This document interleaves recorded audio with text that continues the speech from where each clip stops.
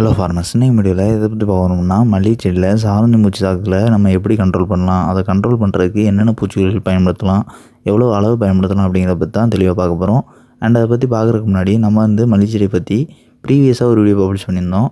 அந்த வீடியோவில் பனிக்காலத்தில் மல்லிகை செடியை பூக்க வைக்கிறத பற்றி பப்ளிஷ் பண்ணியிருந்தோம். அதாவது நம்ம கல்டர் அப்படிங்கிற ஒரு பிஜிஆர் பயன்படுத்தியிருந்தோம். அதுவும் மல்லிகை செடியில் பூ பூக்காத காலத்தில் பூக்க வைக்கிறதுக்கு.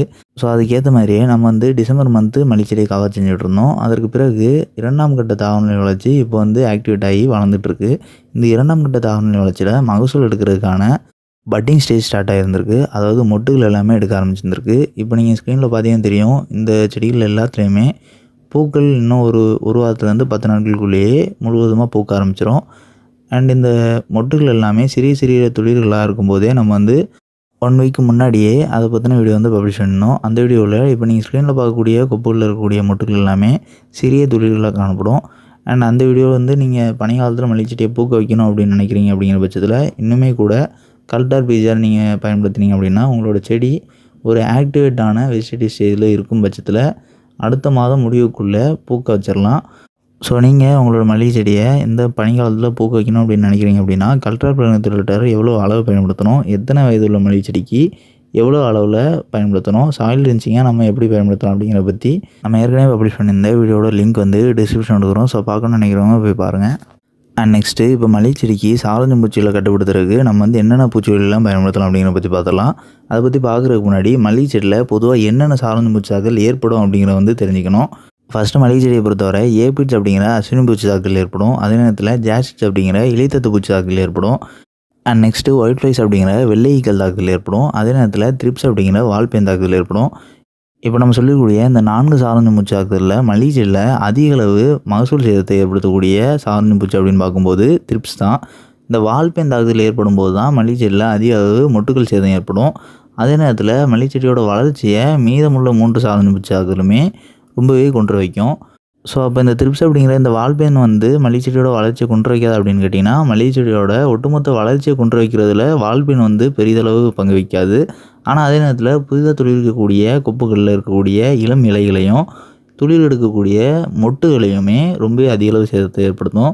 ஸோ இந்த மாதிரி தான் மல்லிகை செடியில் ஏற்படக்கூடிய மகசூலை சேதப்படுத்துறதுல இந்த வால்பேன் பங்களிக்கும். அதே நேரத்தில் இந்த மாதிரி மொட்டுகள் சேதமடையும் போதும் இலைகள் சுருண்டு சுருண்டு காணப்படும் போதும் நம்ம வால்பேன் தாக்குதலை கண்டறியாத பட்சத்தில் அதுவுமே நாளடைவில் ரொம்பவே தீவிரமடைந்து ஒட்டுமொத்த வால்பேன்களோட எண்ணிக்கையுமே அதிகரித்த பிறகு முயற்சியடைந்த இலைகளிலுமே அதிக அளவு சாறு வந்துட்டு இருக்கும்.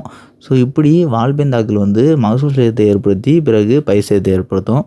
ஸோ இந்த மாதிரி நம்ம சொல்லக்கூடிய 4 சாரஞ்சி பூச்சி தாக்குதலுமே ஒட்டுமொத்தமாக மல்லிகை செடியை பொறுத்தவரை மல்லிகை செடியோட ஆரோக்கியமான வளர்ச்சியை கொண்டு வைக்கிறதுக்கான சாரஞ்சி பூச்சிகளாக கருதப்படுது. ஸோ இந்த 4 சாரஞ்சி பூச்சிகளை பொறுத்தவரை மல்லிகை செடியில் இயர்லி ஸ்டேஜ்லேயே, அதாவது ஆரம்ப நிலை பரவலில் இந்த பூச்சிகளெல்லாம் பரவிட்டு இருக்கக்கூடிய சூழலையே நம்ம கட்டுப்படுத்துறது ரொம்பவே நல்வாய்ப்பாக அமையும். ஸோ நம்ம அப்படி கட்டுப்படுத்தாத பட்சத்தில் ரொம்பவே தீவிரமடைந்து எல்லா செடிகள்லேயும் இருக்கக்கூடிய எல்லா இலைகள்லேயும் அதிகளவு சாரஞ்சி பூச்சாக்கள் காணப்படும் பட்சத்தில் நம்ம அதை கட்டுப்படுத்தி அழிக்கிறதுக்கே நீண்ட நாட்கள் ஆகும். ஸோ அதற்கு பிறகு தான் செடி கொஞ்சம் கொஞ்சமாக ரெக்கவர் ஆகி அந்த ஸ்ட்ரெஸ்லேருந்து மீண்டெழுந்து அதற்கு பிறகு அடுத்த தாவரநிலை வளர்ச்சி ஆரம்பிக்கிறதுக்கு கிட்டத்தட்ட 1 மாதத்துலேருந்து 45 நாட்கள் வரை கூட ஆகக்கூடும். இது நம்ம சொன்ன 4 சாரஞ்சி பூச்சாக்களும் ரொம்பவே தீவிரமடைந்து ஒரு துளிருமே மல்லிகை செடியில் எடுக்காத அளவுக்கு அந்த 4 சாரஞ்சி பூச்சாக்களும் பரவி இருக்கக்கூடிய சூழலில், அதாவது 4 சாரஞ்சி பூச்சியுமே பரவி இருக்கணும் அப்படிங்கிற கட்டாயம் கிடையாது. ஏதாவது ஓரிரு சாரஞ்சி பூச்சிகளுமே எல்லா செடிகள்லேயும் எல்லா இலைகள்லேயும் பரவி இருந்துச்சு அப்படின்னா அந்த மல்லிகை செடி நம்ம அந்த சாரஞ்சி பூச்சிகளை அழித்ததுக்கு பிறகு ரெக்கவர் ஆகுறதுக்கு நீண்ட நாட்கள் எடுத்துக்கும்.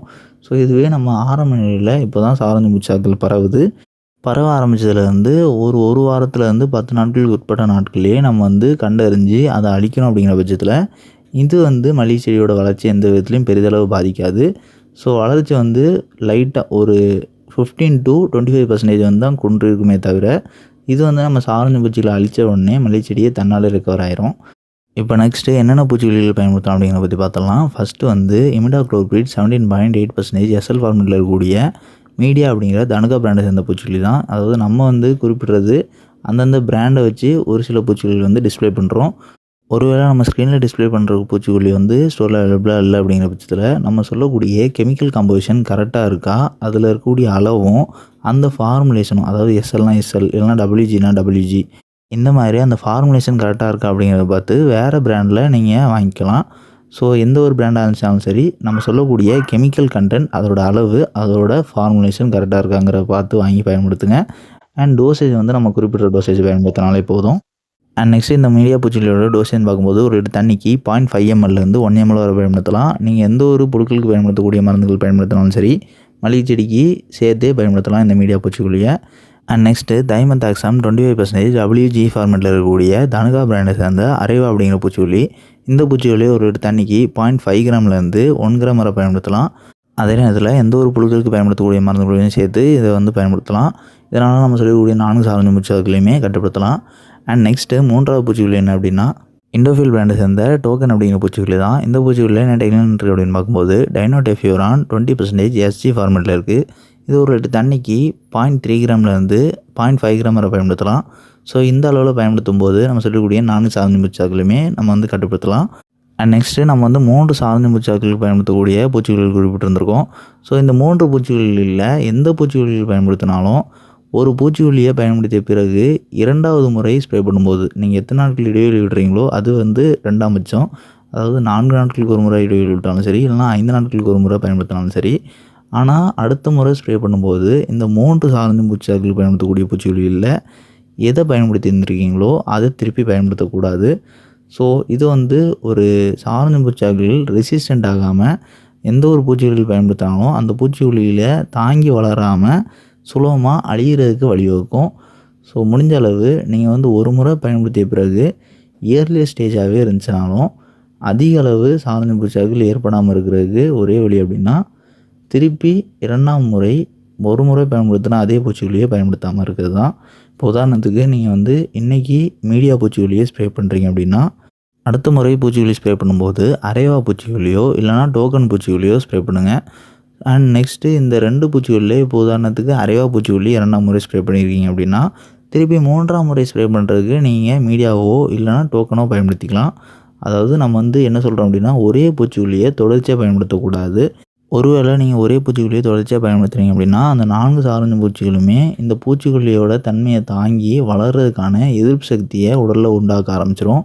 இப்போ உதாரணத்துக்கு மீடியா பூச்சிக்கொல்லியை நீங்கள் புழுக்களுக்கு மருந்துகள் ஸ்ப்ரே பண்ணும்போது 5 நாட்கள் இடைவெளி விட்டு தொடர்ச்சியாக ஸ்ப்ரே பண்ணுறீங்க அப்படிங்கிற பட்சத்தில் ஒரு முறை ஸ்ப்ரே பண்ணும்போது கிடைச்ச கண்ட்ரோல் வந்து 2வது முறை ஸ்ப்ரே பண்ணும்போது அப்படியே ஆப்போசிட் ஆகி எவ்வளோ சதவீதம் பூச்சிகள் வந்து கட்டுப்பிடிச்சோ அதே அளவு சதவீதம் பூச்சிகள் வந்து திருப்பி பெருகும்.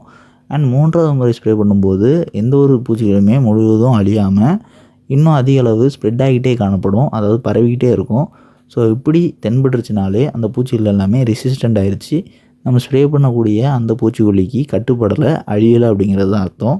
ஸோ அந்த மாதிரி ஆகாமல் இருக்கிறதுக்கு நம்ம சொல்லக்கூடிய 3 பூச்சிக்கொல்லிகளில் ஏதாவது ஒரு பூச்சிக்கொல்லியை பயன்படுத்திய பிறகு திருப்பி அடுத்த முறை அதே பூச்சிக்கொல்லியை பயன்படுத்தாமல் வேறு ஒரு பூச்சிக்கொல்லியை பயன்படுத்துங்க. ரொட்டேஷனாக பூச்சிக்கொல்லியில் மாற்றி மாற்றி பயன்படுத்தும் போது சாதாரண பூச்சிகள் வந்து ஏற்படாமல் இருக்கும். ஒருவேளை வந்துச்சுனாலும் அழிஞ்சிரும். அதே நேரத்தில் பூச்சிகள் வந்து ரெசிஸ்டண்ட்டும் ஆகாது. அண்ட் இந்த வீடியோவில் டவுட் இருந்துச்சுன்னா கமெண்ட் பண்ணுங்கள். இந்த மாதிரி மல்லிகை செடிக்கு பயன்படுத்தக்கூடிய வேறு எந்த மருந்துகளை பற்றியாவது தெரிஞ்சு நினச்சிங்கன்னா அந்த மருந்துகளோட பேரையும் மறக்காமல் கமெண்ட் பண்ணுங்கள். அண்ட் நம்மளோட அக்ரியோ சேனலில் சோஷியல் மீடியா பிளாட்ஃபார்ம்ஸோட லிங்க்ஸ் எல்லாமே கமெண்ட் பண்ணி வைக்கிறோம். ஸோ கிளிக் பண்ணி ஃபாலோ பண்ணணும்னு நினைக்கிறவங்க ஃபாலோ பண்ணிங்க. அண்ட் லாஸ்ட்டாக நம்மளோட செகண்டரி சேனலான அக்ரியோ ஷார்ட் சேனலை வந்து இந்த வீடியோட கொலாபரேட் பண்ணிக்கிறோம். ஸோ இந்த வீடியோ பப்ளிஷ் இருக்கக்கூடிய சேனல் ப்ரொஃபைல் நீங்கள் கிளிக் பண்ணிங்க அப்படின்னா அதில் 2 சேனல் ப்ரொஃபைல் காட்டும். ஸோ அதில் அக்ரியோ ஷார்ட் சேனல் மறக்காமல் சப்ஸ்கிரைப் பண்ணிங்க.